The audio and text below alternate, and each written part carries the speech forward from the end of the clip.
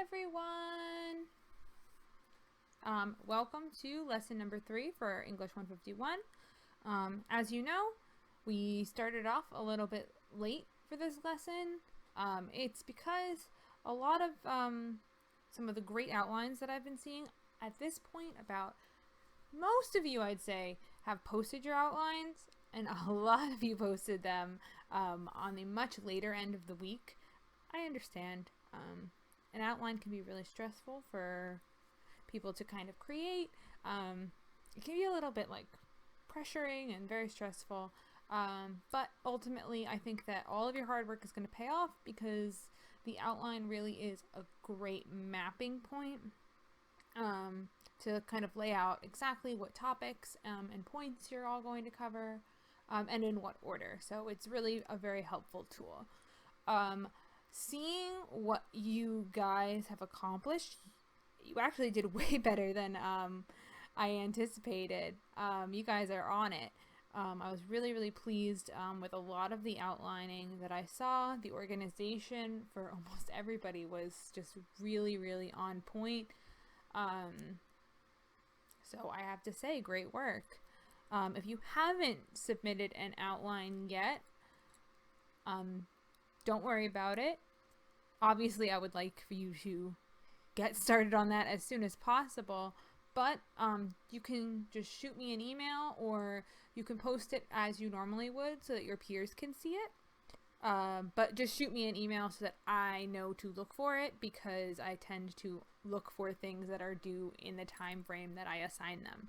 So for lesson number 3, we're going to be covering a couple of different areas, but it's going to help us take that beautiful outline, which an outline is so much like a skeleton for our essay. We're going to start putting on like the meat basically to our essay, because it's getting there, guys. We're gonna get it done. So let's see what we have here.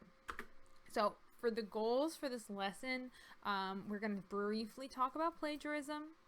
We're going to talk about embedding quotations and citations, and then we're going to do a quick run over some of the pieces of your rough draft, and how basically we're going to be taking that outline, and by putting all of these different pieces onto your outline, it's going to come into a draft, which will then be able to be revised into what will eventually be our finished essay.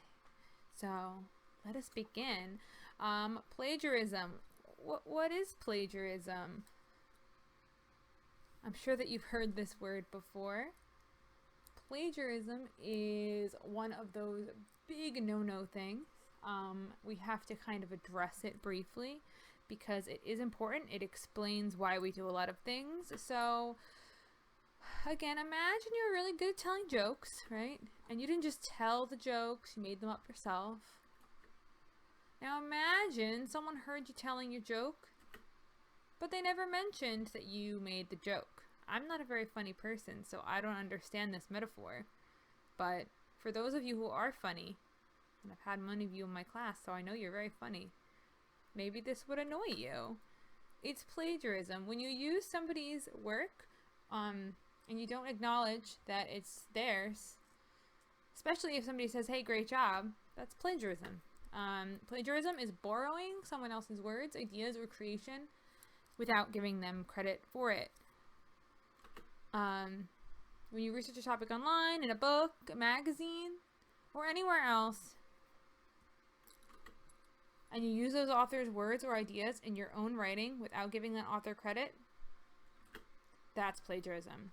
And plagiarism is not a nice thing to do. So, with that, I say we have to think about ways that we can avoid plagiarizing. It's not good. It's basically cheating. But even though we should avoid doing it, I find that oftentimes when students plagiarize, they don't realize that they're doing it. So oftentimes it's a mistake. They forget to cite.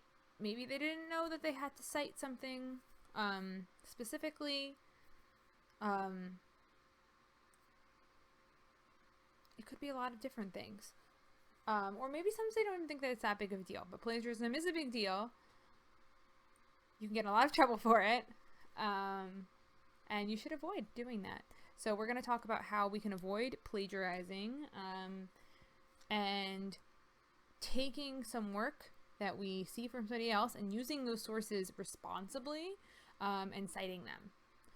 So that way we can use them in our paper without plagiarizing, without doing something not great.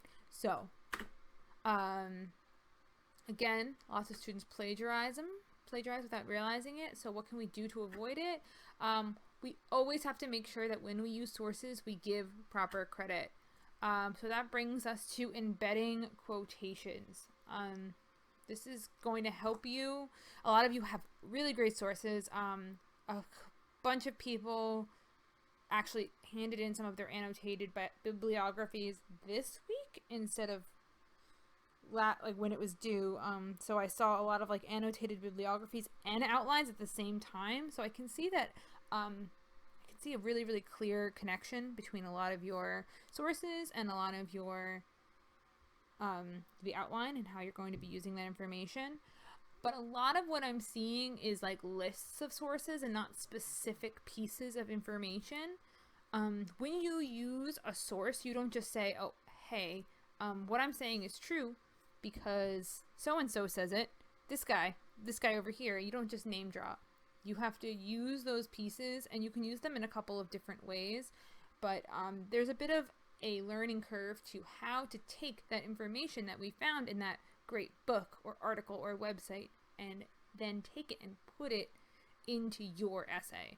So first thing, you quote it. What is a quote? Why use a quote? Types of writing to use quotes. We're going to use a fun acronym called ICEIT. You can already see it's beginning to happen right here. Introducing quotes, citing quotes, and explaining quotes. That's the ICE method of when you're using your quotations. So a quote is short for a quotation, and a quotation is a group of words from a text used and repeated by someone other than the original author. So when I say English 151, best students ever, you can quote me on that and say, see, Professor Carenti says we're the best class ever. There's two different types of ways to use quotes. We can either use a paraphrase statement, which is a sentence, or multiple sentences. It could be just one short sentence, it could be a long sentence, it could be many sentences, but you take that sentence and you put it into your own words based on the information that you obtain from that source. Although these statements are in your own words, they still require in-text citations that show where the information came from. It's very, very, very important. Even though you're not directly saying it, it's still important. It adds credibility to what you're saying. If you take something this information that you gained from another source to say, this information, I didn't just pull it from thin air. I didn't just make it up. Somebody else backs it up too. So even though you're using a paraphrase statement, it's still important to provide in-text citations to show where the information comes from. And a direct quote is information that is cited word for word. So that is direct quote, where you take the exact piece, or it could be a picture, it could be a graph, it could be a quote. And you use quotation marks to indicate that the wording is from someone other than yourself. So for a paraphrase statement, obviously there's paraphrasing going on, and for a direct quote, it's information that is cited word for word. So properly including quotations in your writing helps support your ideas and improve the quality of your writing. Again, remember, when you quote something or you add that citation in, you're gaining credibility. So you're letting people know they can trust what you're saying because you're being backed up by other people. You're providing sufficient and relevant evidence to support and explain your ideas. You protect yourself from plagiarism accusations, and you demonstrate the ability to include outside sources. There's tons of times where you're going to need to be able to use this particular skill throughout your entire college career. So let's practice it. So we want to use quotes when we're providing examples and evidence. Don't use your quotes at the beginning. So when you're explaining your purpose or you're writing your thesis statement and something that is kind of just very originally coming from you, do not use quotes there, because that's something that's very uniquely you. And if you're writing your topic sentence, don't use a quote, because those pieces are very much unique to your essay, not anybody else's. So try to, the main focus for using quotes and using citations is the section of your essay where you're providing examples and evidence. So most of the time you're going to be finding this in your body paragraphs, which we will touch on briefly on body paragraphs, introductions, and conclusions at the end of this lesson. So a quotation should never stand by itself. We don't want to just drop a quotation in the middle of our essay and be like, oh, I'm done. It's here. No, we want to make sure that when we put in that quotation, it has something around it. You shouldn't begin your sentence with a quote, and you should always explain your quote after you properly cite it. So if we can't just let it stand by itself, and we shouldn't begin the sentence with a quote, that could be a little confusing, right? So if we can't begin the sentence with a quote, the quote can't be by itself, and we have to explain the quote after we properly cite it. What do we do? How should we put these quotes inside our lesson? Not our lesson, our essay. How should we do that? It's this fun little acronym. It's called ICE. ICE.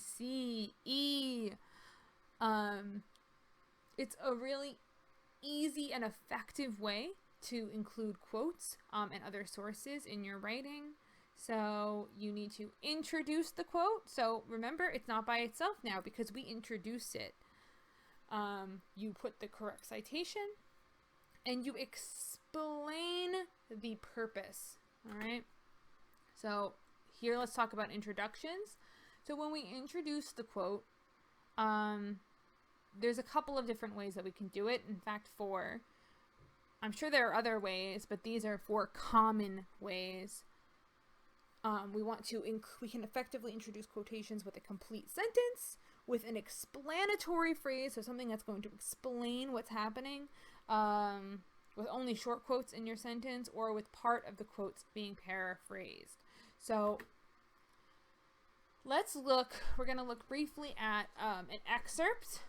Everybody, probably most of you, have at some point read or heard Dr. Martin Luther King Jr.'s I Have a Dream speech. It's probably one of the most popular and well-loved and just exemplary speeches in the entire world. It's Dr. Martin Luther King's I Have a Dream. It's delivered by, you guessed it, Martin Luther King on August 28th, 1963.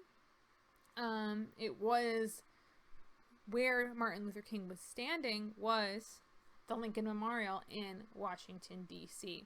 So with that information going forward, if we want to use a quote from this speech, here is this quote: I have a dream that my 4 little children will one day live in a nation where they will not be judged by the color of their skin, but by the content of their character. It's a very, very popular quote. But let's say we want to use this. We want to use it. So we know what quote we want to use. We know this piece. We know who wrote it. And almost anybody who reads your essay is going to know, oh, that's Martin Luther King's I Have a Dream speech. But do you think that just because everybody knows it, we can not cite it? No, of course not. We still need to cite this. So we have the quote. So now what do we do? What should we do? Let's introduce our quote with a complete sentence. You can introduce your quote that describes the quotation or provides information about it. So let's see. In his I Have a Dream speech, Dr. Martin Luther King Jr. had a dream, colon, and then we have the quote. So we have that famous quote, but we don't include it until we've introduced it. In his I Have a Dream speech, Dr. Martin Luther King Jr. had a dream. So he explains what's going to be happening. They explain the actual speech that this comes from. They explain the person, Dr. Martin Luther King, and then they include the quote. So the reader is able to very, very clearly understand that, one, this is not the writer. This is not the writer's words. The writer did not come up with this. They know where it came from. And they have a little bit more information to back it up. They understand what's happening now. You can see here very clearly in bold, right? This is the introduction, and then here is the quote. Please note that for this particular one, we have the colon right after the introduction. It's a complete sentence. If you're going to use a complete sentence, this is a good way to go about it. And then you follow it up with that quote. You see here that we punctuated with the colon. And you set the quote apart with quotation marks. We know that we need to use quotation marks. So always make sure that the quotation marks are at the beginning of the quote and at the end of the quote. So you know exactly where your introduction ends and the quote that you're using begins. You can also explain the quote with an explanatory phrase. Explanatory phrase, it's air in the word. It explains. This, I think, is what I tend to do the most often. I don't usually write a full, complete sentence and then use the colon method. I actually use this method where, not that it's not, the other one's not a good method, but I just tend to do this more often than not, where I begin the sentence with a phrase, where I start to introduce the quote, and then I put a comma, and then I put the quote. So you can see it here in his famous I Have a Dream speech. Dr. Martin Luther King Jr. said, I have a dream. So you can see very clearly the in his famous I Have a Dream speech, comma, Dr. Martin Luther King Jr. said, comma, and then you include the quotation. It does all of the work of the first method, where you are very clearly introducing, you're saying exactly who did it, you're saying where it came from, it's very, very clear, and you're including that introduction. So you have that introduction, you have that quotation, everything's good, right? Right?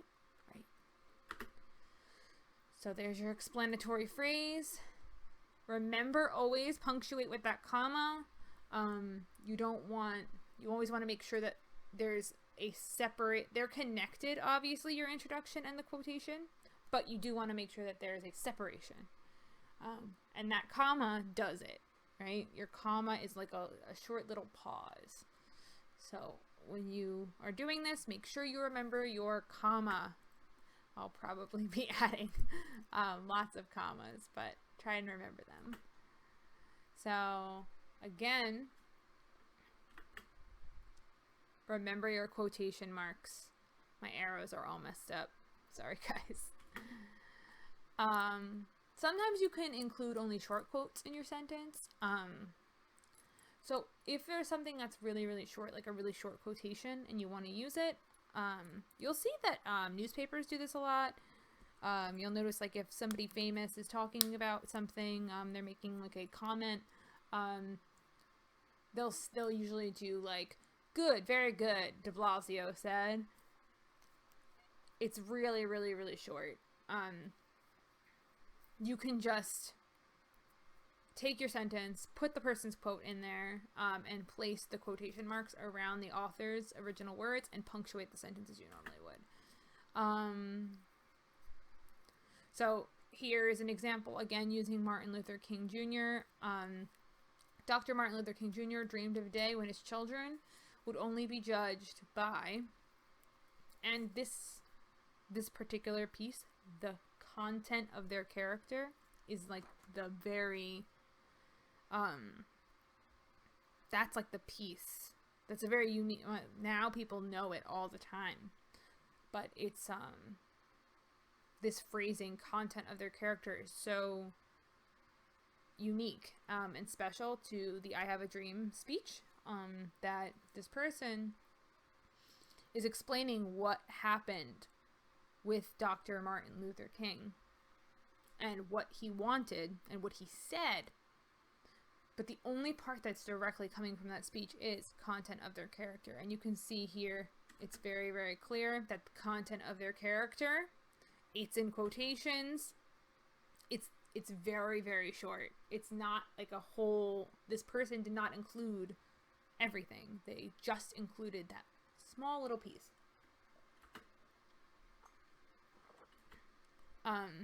But you'll see that even though it's small, they still did put those quotation marks. And finally, you can introduce your quote by paraphrasing it. Remember, this is the difference between our direct quote and our paraphrasing. When should we paraphrase it? Oftentimes, this paraphrasing, Dr. Martin Luther King Jr. dreamed of a day when his 4 children would not be judged by the color of their skin, but by the content of their character. You can see here, you have that paraphrasing, and then you have the quote. So it's half-half. Sorry, guys. Again, even though we have part of it paraphrased, part of it quoted, make sure you're putting a quote around the part that is direct. All right. Really common ways of doing this. We can use kind of these little transition words like according to Dr. Martin Luther King. And then you can put the quote. And then you put the little in-text citation, which we'll talk about in a minute. According to, put the source there. Paraphrase research, in-text citation. For instance, for example, these are all ways of kind of giving your reader a signal that, hey, an example is about to happen. What should I do? What should I do? They know to expect a quote. They know what's going to be happening. So then we have to talk about citing. Citing. In this class, we cite in MLA format. You still need to cite no matter what class you're in. It might not always be MLA format. If it's not, I'm sorry, but this is what we learn in this particular class is MLA. You might learn APA. But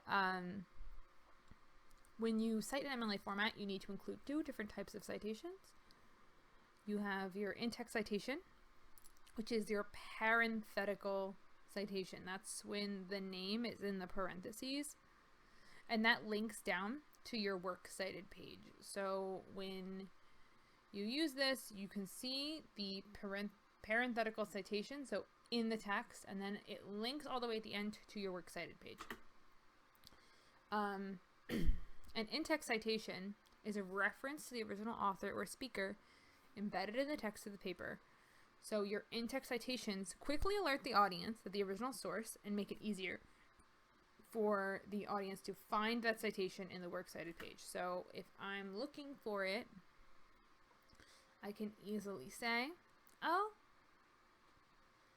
that person, I see the name. Let me go find it in the works cited page. And you're able to very clearly see this piece of information comes from this citation I can find in the works cited page, and maybe I could go learn some more or read that source as well. Right? So here's an example. We've seen this example a couple of times. It's about it's from an essay about different types of learning. So you can see here that formally, a kinesthetic learner can be defined as a learning style that requires a student to manipulate or touch material to learn. Kinesthetic tactile techniques are used in combination with visual and or auditory study techniques, producing multi-sensory learning. So here, in the blue, you can see the introduction for the quote. They're saying, this is what I'm doing. I'm showing you a definition. I'm going to use the exact definition that was in the sources that I used. Here I am introducing it. The person includes the quote right here. And then in the yellow, Houghton is the last name of the person who presumably wrote the article this person is sourcing. You'll notice that they put the quotes, the in-text citation, and then the period is actually right after that. So you don't actually put the period before. I myself mess this up all the time, where I'll put the period over here because I'm like, oh, the sentence is over, but no, you have to include the citation in the sentence. Strange, I know. This obviously will link up to your Works Cited page. Your Works Cited page is a separate page or set of pages at the end of a document containing an alphabetical listing of all the sources used within the paper. Each citation included in the page is formatted according to MLA standards.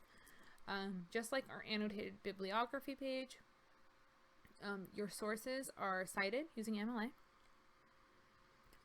And then they are arranged alphabetically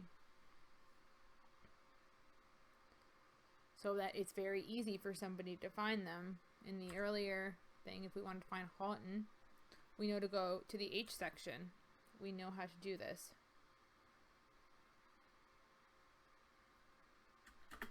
So, how do we cite an MLA format? It's the question of the hour. We have to follow like this very simple equation where we introduce the quote. Remember, we're never letting our quote kind of be by itself. We need to have a piece where we make an introduction. Then we're going to put the quote in. There's going to be open and close quotation marks. And then we will put the citation after the quote. So your citation will go in parentheses right after the quote, and then you can follow that up with a period. So part 1, introduce. Part 2, quote. Part 3, citation. And part 4, your period, right? So you always want to make sure that you include the author's last name in the quote introduction. If you're doing that, so if you're saying, if maybe you're quoting me, you could say, Carenti said, English 151 is the best class ever. You can just put maybe the date or the page number where I said that, instead of putting my last name again, because you had already said that into the introduction. Don't get too used to that though, because you don't want to forget to put the person's name. So unless you are directly referring to the person in the introduction, you should always make sure that the citation is like accounting for that person. Web sources happen in this way, where you can, like, if you're going to quote an entire website, you can see the author or editor's name, title of the website, name of the sponsoring or institution, last update or original publication date. Usually you can find that on like a blog post or something. There's usually like a little usually pretty small, but they usually will say like last updated or whatever it was. And then you can put the actual website and then the date that you accessed it. So not the date that it was publicized or the date that it was updated, but the date that you decided that you were going to discover and access that. So make sure you're including that. For specific articles on websites, you obviously want to be taking that author's last name, the title of the article, the title of the website, and the date of the last. It's very much the same, but you want to make sure that you're including the specific title of the article if it's an article from a specific website. If you didn't get your sources from a journal online, there's a really good chance that you got your source from an article you found on a website. So if that happened, this might be really helpful to you, but just follow this kind of format and you'll be okay. If you have this crazy need to kind of hand cite your sources instead of using one of the auto generating citation machines that we have available to us. If that happens, more power to you. If you did use the online database article, you'll see that it's still very much the same. Like we always start with the author or editor's last name, the article title, the database, the copyright date in addition, the online publisher or sponsoring institution. It might be like JSTOR. That happens a lot. JSTOR is a big one. I think Elsevier is another big one. And then you might want to include that website and then the date that you accessed it. So, again, an encyclopedia. Most people aren't using encyclopedias. Books with editors. You can very clearly, like, you'll be able to look at the lecture slides after this lesson. You'll be able to see it's very formulaic. It's almost like math or algebra or something like that, where you just put those pieces together and you have your formal citation.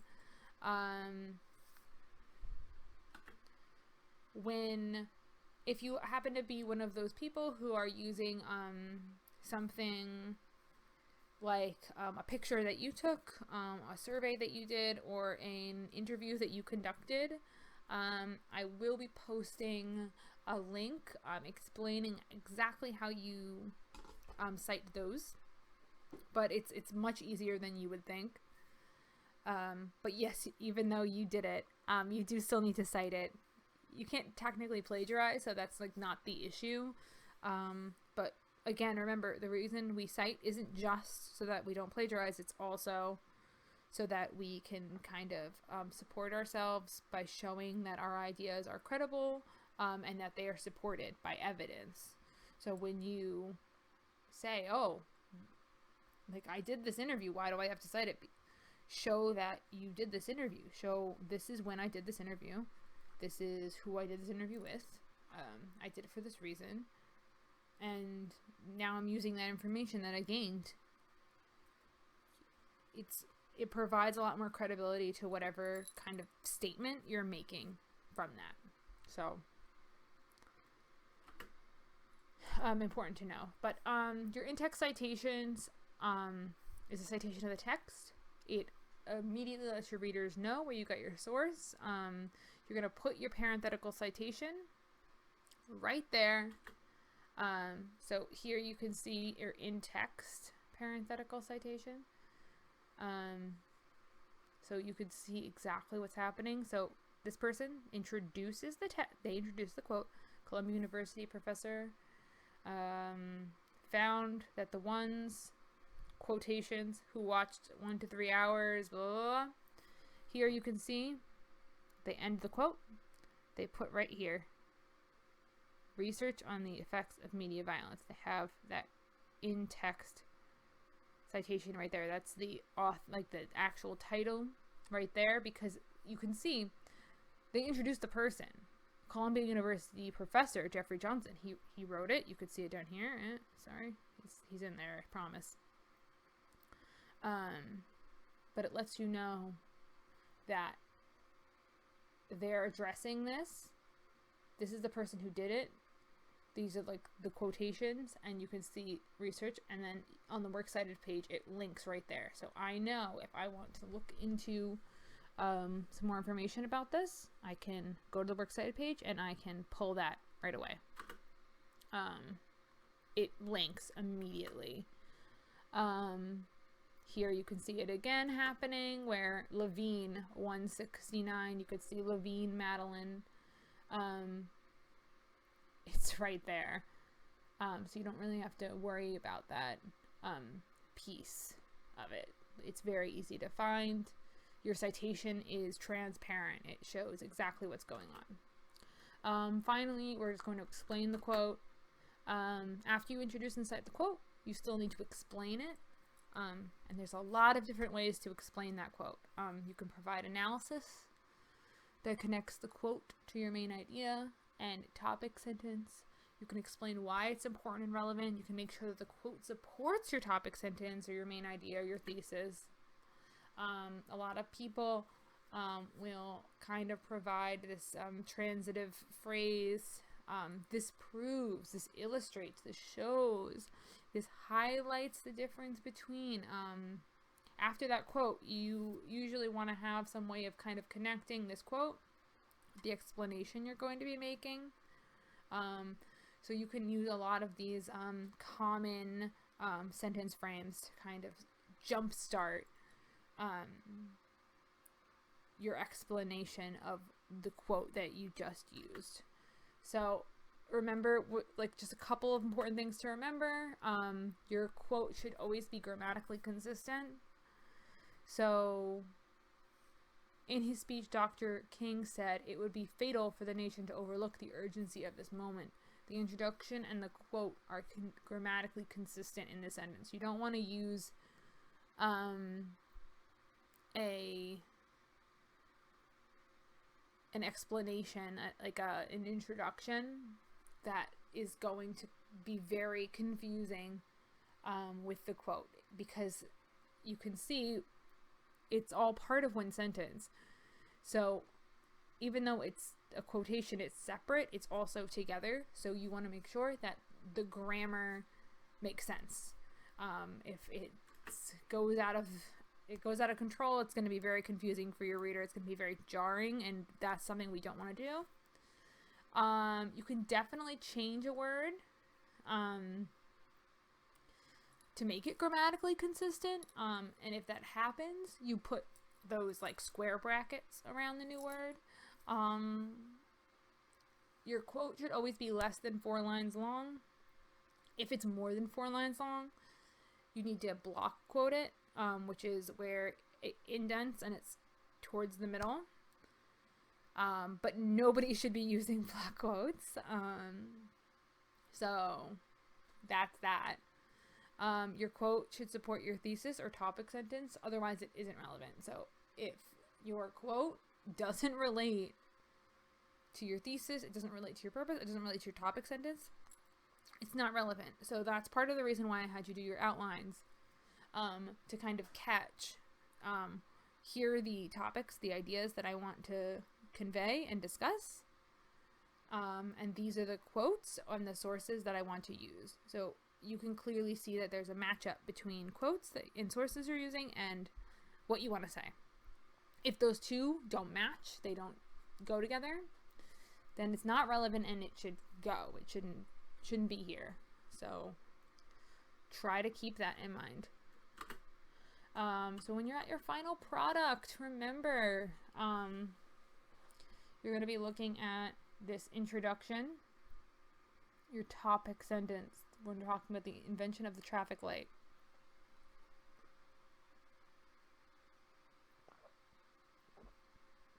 You can clearly see here our introduction.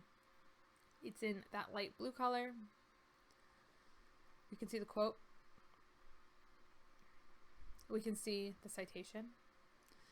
And here the person is using the explanation. So ICE, introduction, citation, explanation. They're using this ICE method to embed our quote. And this is a technique that you'll be using in your essay, which is why part of the reason why I had you outline. So while writing your rough draft, this is where we're gonna discuss briefly that, because your outline can't remain an outline forever, guys. We're gonna be taking that outline, we're gonna be taking it from its skeleton, and we're going to adding onto it to make rough drafts this week coming. So let's think about the following things. As we're writing, we want to make sure that our rough draft is following our outline. Does our rough draft include a minimum of 5 properly cited sources? I need you to have a minimum of 5 sources for your finished research paper. So we want to make sure that if you don't have those 5 sources by this point, either we need to do more research, or you should reach out and we should have that discussion about, is there a reason why you don't have those 5 sources? Do you really feel like they aren't necessary? And we can have that discussion together about that. But are your sources synthesized throughout your essay? So are your sources, do they work together? Do they combine with your own ideas? So when we're using our sources, are we explaining them? Do they work together with our own words and our own purpose? If they do, if the answer is yes, then yes, it's synthesized. Our sources, they have been properly introduced, they've been properly cited, and they are supported by those topic sentences. They support the subtopic. Do you feel you have enough resources to properly complete your paper? This is one of those moments, really nice and early. If you didn't catch it during your outline, during your rough draft, we should definitely be able to figure out whether or not we have enough resources to finish our paper. So we don't want to get all the way to the end into our final draft and find out that we need to do more research. If we need to do more research, let's get it done now. If we don't have enough resources, what do we need to do? Let's think together. What additional research do you think that you need to do? What do you think you need to find to kind of complete that research that you need to finish your paper? So again, when we talk about our introduction, we want to think about preparing our readers for our essay by giving them information they need to follow our discussion. So all my students always ask, when should we write the introduction? I usually write it after the body paragraph, but I'm talking about it now because it goes first. But your introduction needs to include your thesis statement that presents the main idea of your essay. Usually it appears at the end of the introductory paragraph. I'm not too picky about where it happens. Your introductory paragraph should make it very clear what your essay's purpose is. Where that happens, I'm not very picky about. Most professors will tell you that it should happen at the very, very end. But I'm not very picky about that. As long as it makes sense, you're okay. But remember, your introduction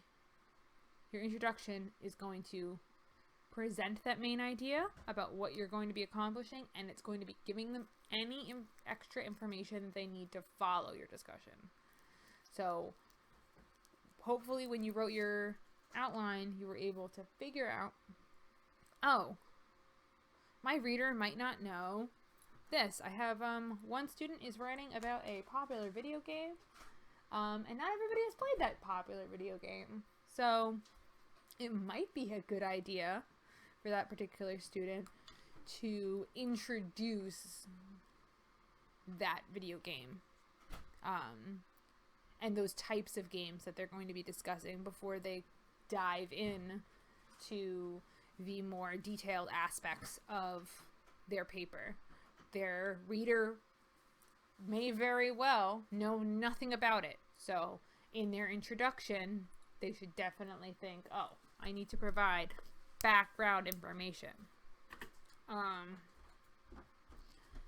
Here you can see the introduction happening. We've seen this example before, but this kind of ties it all together. We see here, you can see up at the top, sorry about my PowerPoint things getting in the way. We see brain development and learning styles, that's our title. Here,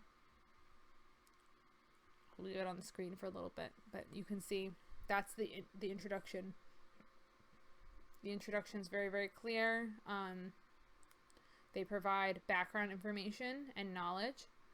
And then they kind of clearly, here in the red, you can see a student's brain development determines whether their learning style can be categorized as kinesthetic, visual, verbal, auditory, or social. So, judging by their title, that checks. Brain development and learning styles, they're talking about a student's brain development and learning styles.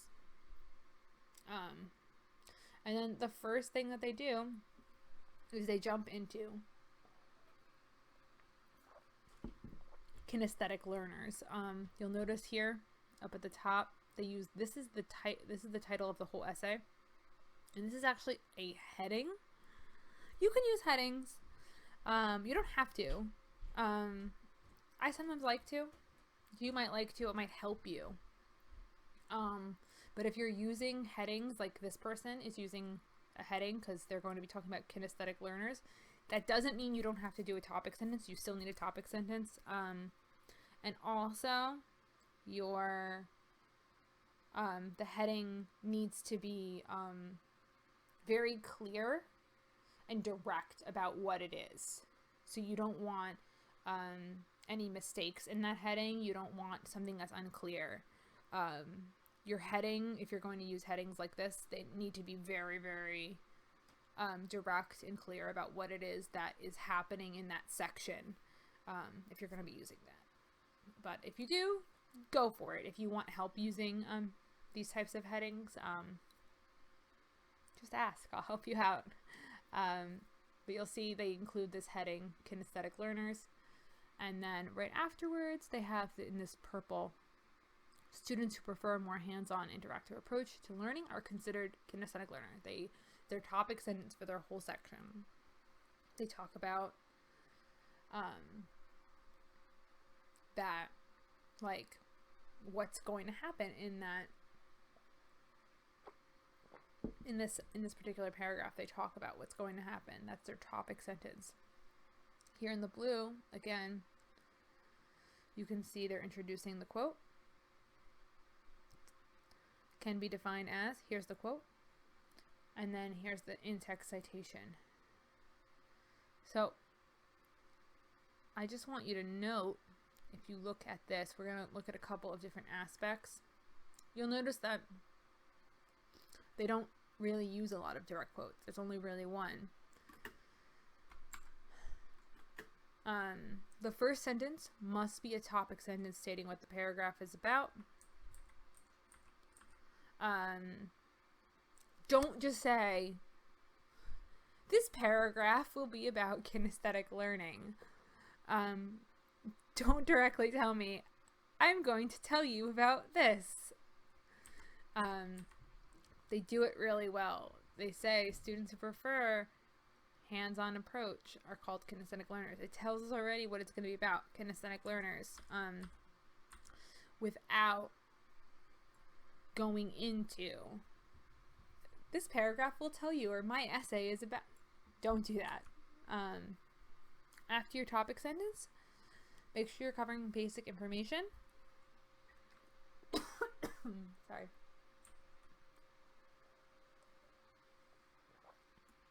And then make sure you're using evidence. So after your topic sentence, cover that basic information, and then provide evidence. So then you're using either quotes or just evidence that you found. Make sure you're using your transition statements such as research shows, studies prove, it is evident. Don't forget your in-text citations. Make sure you explain the significance of any quotes that you use. Once you've finished, you should conclude the paragraph and transition into the next. You will have at least one body paragraph for each direct subtopic in your outline. So if you had 5 subtopics, you're going to have at least one paragraph for each of those. I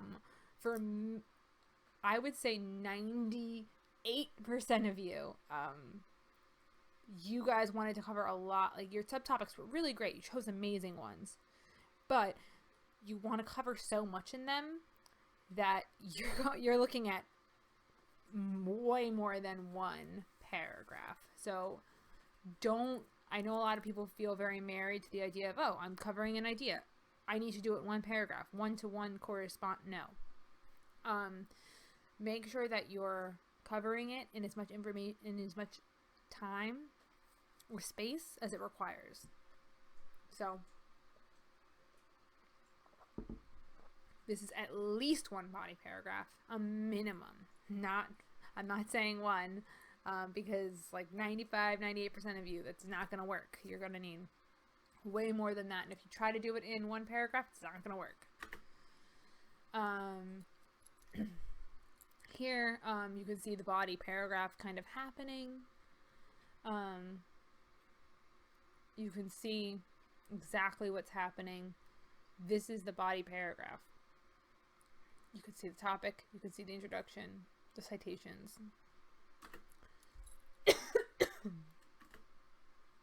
So, when we look at our example, I ask you, what did the author use as their topic sentence? We saw it, it was in the purple, right? It doesn't directly address, say, I'm going to tell you this. No, it introduces the information. It provides that topic, but it doesn't directly say it. How many direct quotes? You'll notice they only use this one right here.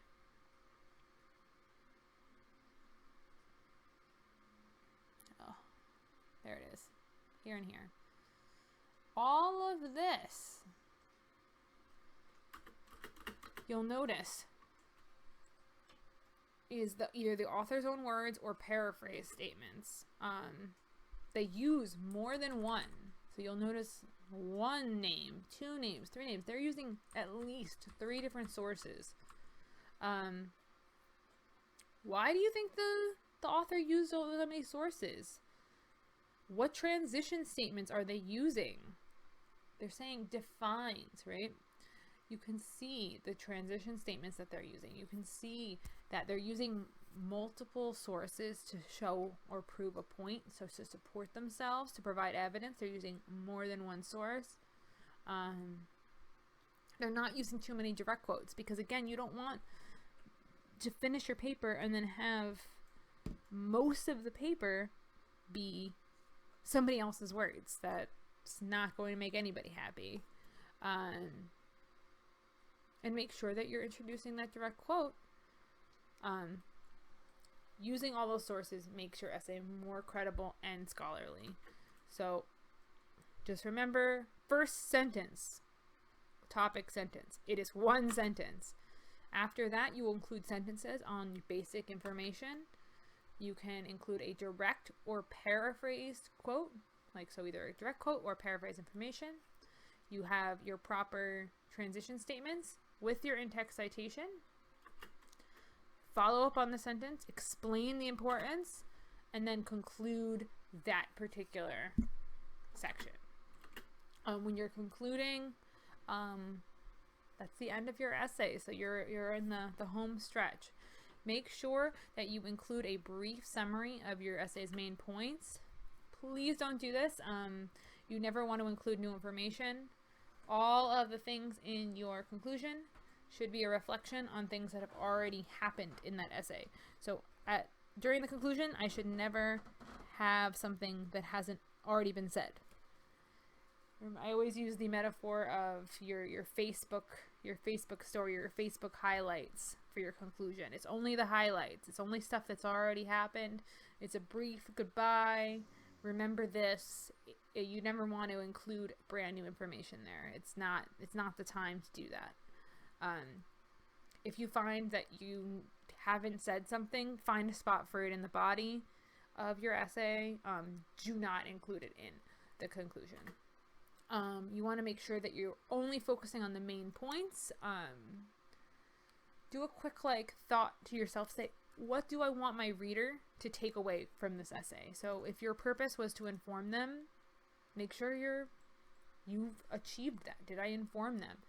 Did I convince them? Did I explore on my own?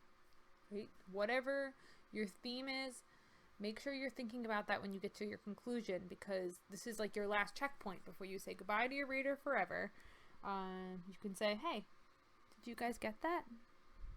Did you get it? It's a good point to restate the main idea of your essay or your thesis statement, your purpose, right?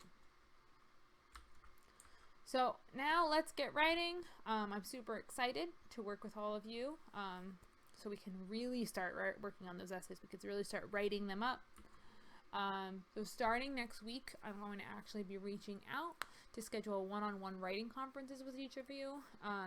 Sometime in the next week, I'm going to be sending out a scheduling survey where you guys can pick what time you think it's best for your particular writing conference. We'll be meeting on probably Blackboard Collaborate. I'm not 100% sure. When I send it out, I'll see if there's something different that people prefer to Blackboard Collaborate, because I don't think people are too in love with Blackboard Collaborate. So we'll see how that goes. If we want to kind of move over to a different platform, I think it should be fine. But I'll send that out in the scheduling survey. So that will be something. Oh no, go away. Sorry guys, just ignore that for a second. Can I make it go away? No. I don't want to use them. Anyway, please do your best to have your rough draft submitted by noon on Sunday. I submitted this lesson late, so I did say in the announcement that I'd give you guys a little bit of extra time. Usually I want everything done by Friday. But I've noticed that everybody posts everything really late on Friday. When I originally came up with the Friday deadline, I was expecting people to post a little earlier so that I could address most people by that point. And if that didn't happen, then it can be a lot to catch up on Friday, because there's a lot of you to read the rough drafts for. So try your best to submit your rough draft by noon on that Sunday, the 12th. Please post your rough draft to your group's discussion board. For your rough draft, make sure you're creating a new thread, and the subject should be whatever your name is and rough draft. So for me, it would be Stephanie Crenti, rough draft. Make sure that you're putting your name in that subject of your new thread. And then, of course, you want to respond and provide some feedback to 2 of your classmates or your group mates. As a final thought, I noticed that some people they're in dead groups, where their groups are not active. They are posting to thin air. If that's happened to you and your group mates are not posting, you are very welcome to either reach out to me and I will place you in a new group, or you can kind of pick your own. It's up to you. Whatever you're more comfortable with. But we'll find you a new group if your group isn't logging on to the online learning environment. So with that, I say I hope you're all well. I hope you're all doing great. again, great job on those outlines that you guys all did. I'm more and more excited every day to read your final essays when they are finally done. If you have any questions about this particular writing your rough draft, let me know. I will be present on your discussion boards, giving you a little bit of feedback.